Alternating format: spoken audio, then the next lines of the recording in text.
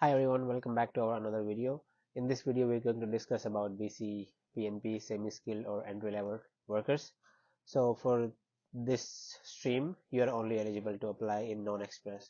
So if you want to apply to express entry stream, you'll have to go through another program. So I'm not going to go in the details of other programs, but we'll just start with semi-skilled for today. So let's start with what are the requirements. So the first one is that you have to be living in BC and you have to have an intention that you will stay in BC for a while. And the next one is what's your contribution to the economy of British Columbia. The next one is obviously either you have to have a valid work permit, either it's a postgraduate work permit or it's a LMIA work permit, but you have to have a valid status when you are in Canada. Then the next one comes is your signed job offer letter. You have to have a job offer letter from an employer in British Columbia. The next one obviously are your language proficiencies. So for language proficiency, what I mean by language proficiency is you have to have your IELTS score or your CELPEP scores. So the minimum requirement is that you have to have a combined level of 4, but if you have more, that's better for you because in British Columbia they do point-based express draws. So you'll get points as per your studies, your language proficiency, your job, your pay, and everything. So they'll combine and give you a score. So the more score you have, the better you have your chances to be in the draw.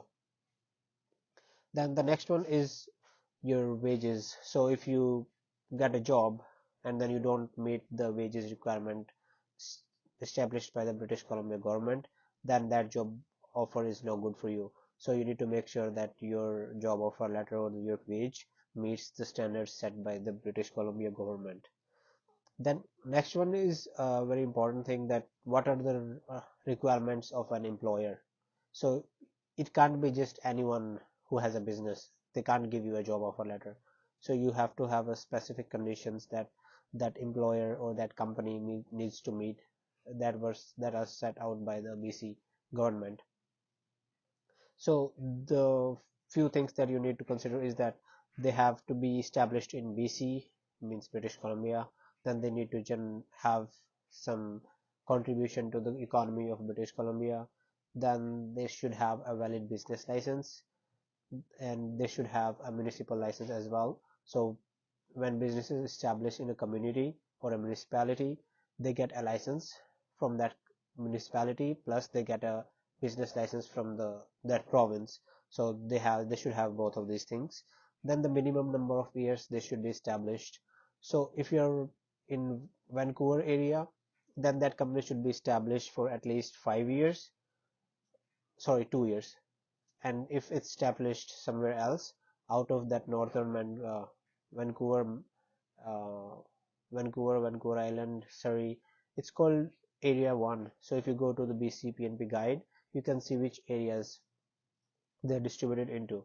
So if you are out of that area, then if your company is established from 1 year, it's good, you can apply. But if you are in that area, then your company has to be established from at least 2 years. Then comes the minimum number of full-time employees. Again, if you are in Vancouver area, then its minimum number is 5.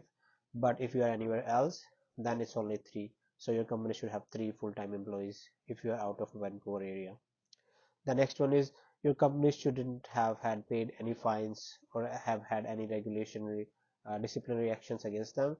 So if your company have had any fines to pay, or they were fined because of any other reason, that they were not following the rules and regulations set out by the British Columbia government, then they might reject your application. So you need to be careful of that. Once you do all of these things, there's few other things that you can do to increase your points. So obviously you can increase your salary if you have better studies, and if you did your studies from any other country, then come back to Canada, then you have to do a evaluation of your studies. So if you do that, you'll be eligible to get more points, otherwise you won't be eligible. Then the next one is you can get a better job which pays you more, so obviously you'll get more points. The other one is the area you work in. So again, BC is divided into 3 areas. So if you work in area 1, which is Vancouver and all the surrounding cities, you don't get any points. If you live out of that area, so there's few other cities that includes Abbotsford, but I'll add that link in the description, and you can see which area you are in. So you get 10 points, and then if you're out of any of those 2 areas, then you get 15 points. So again, you need to make sure which area you are in before you apply for your BC PNP. Then the next one is for applying under semi-skilled. You are only eligible if you are working as a knock code 4 or 5. So if you there are few eligible occupations and there are few ineligible occupations. So for semi-skilled, if you're working in Northeast Development Region, which is the area of Fort St. John, Fort Nelson, Dawson Creek, and there's some other smaller cities as well. So if you're working in these cities, then you are eligible to apply under any of the streams which are categorized under the knock code 4 and 5. But if you are not in these areas, then you'll have to make sure that your knock code is eligible to apply, because there's only few occupations if you are in Vancouver or around surrounding that area that you'll be eligible to apply under knock code 4 and 5. So I'll add that link where you can find if you're eligible to apply in that stream or not. And at the end, I'll add some of the common knock codes that are related to sales representatives or related to food stuff. So if you're working in the food industry, then you can see what no codes you are eligible to apply. But I'll also add the link to your to the website where you can see what no code you are under, and you can find the description of your work. So when you are applying, you need to make sure that you are applying under the correct no code, because once you submit your registration to BC PNP, you won't be able to change anything.